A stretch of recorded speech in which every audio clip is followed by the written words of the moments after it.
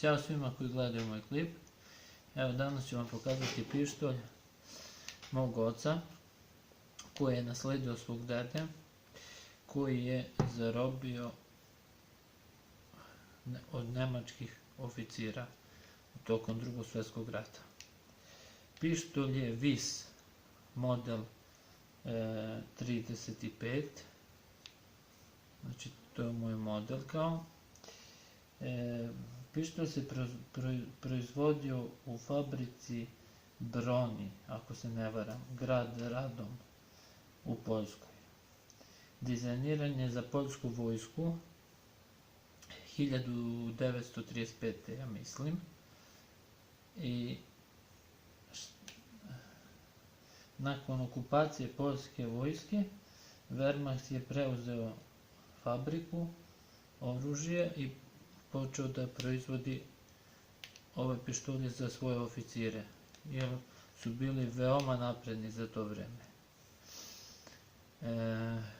Šta još u pištolju da kažem? Vis, da, Vis na latinskom znači snaga. Evo ovdje piše Vis. A ovdje piše FB. I ima utisnute nemačkog Feniksa. Ne znam da se vidi to. Evo to tu i tu. I ovdje ima isto utisnuto. I piše 77. A ovdje piše FB Radom. To je Vis model 35 i dalje. Šta još da kažem o pištolju? Da, dugačak je 205 mm, cijev mu je dugačka 115 mm i težak je 950 grama prazan. Ima ovu duplu košnicu, kao dupla košnica. Neće da opali ako se ovo ne stisne. A ima i ovaj ovdje, ne znam kako se zove, spuštač udarača, ja mislim. Znači, ako je pištolj, repetiram, igla je tu i sad normalno, ako ovo ne stisnem, neće da opali, znači nema šanse. A ako hoću, metak je u cevi kao. I sad sam ovaj se povuče, on povuče iglu i ovaj petlić vrati na mesto. I tako da ne opali. I znači, sad je metak u cevi, a on neće da opali. Onda se samo povuče ovo, lepo se stisne, sad bi opalio, da ima metak u cevi. Znači, ovo je strava stvar. Ovo za pištolj star 70 godina, mislim da je super stvar. Sad ću ja da ga rastavim, da ga malo očistim, pa ću da ga sklopim, da vidite kako to. Evo, šanžer ili okvir, kako god. Sad ima ovo ovdje. Znači, ovo dođe tu, tako, okrenem pištolj, uhvatim za ovo,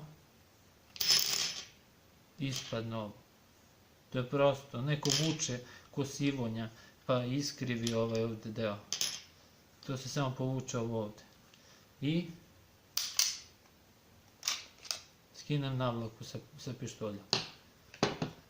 Sad, ovo gurnem malo i malo ovako zarotiram.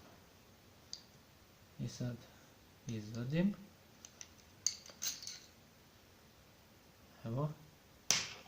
I cijev malo naprijed se gurne. Izvadi se. Eto.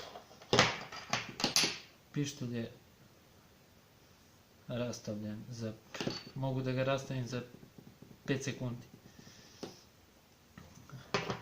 Sad ću ja i da ga sklopim, da bi snimio klip do kraja, pa ću ja posle ponovo da ga Ovo je prava stvar, ovo ovdje. Kako su to izmislili, svakim čast. Znači to vuče iglu unutra i ne može da opali. a metak ostane u cevi. Znači sad ide prvo cev.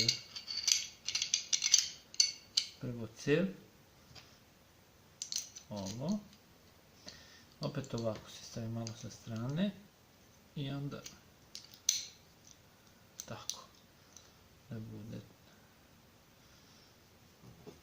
Uzme se navlaka na pištolj se ovako polako do ovdje, onda može ovako i ovdje se sad gurne. Isto se ovo stavi tako tu. Sad ovo opet neko gura ko manjak, ovako gura, to se ne radi tako, nego se uhvati za ovo, se povuče i ono dođe na mjesto.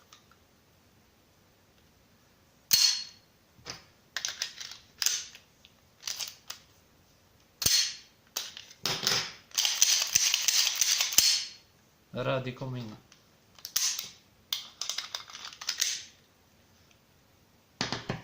To bi bilo to.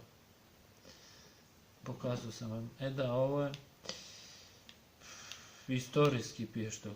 Baš je ono, za kolekcionare je vrhunski.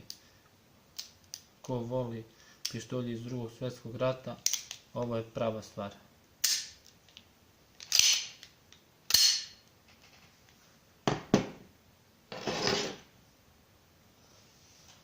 Hvala što ste gledali. Ako vam se svidjelo, može jedan like i subscribe. Meni bi puno značilo.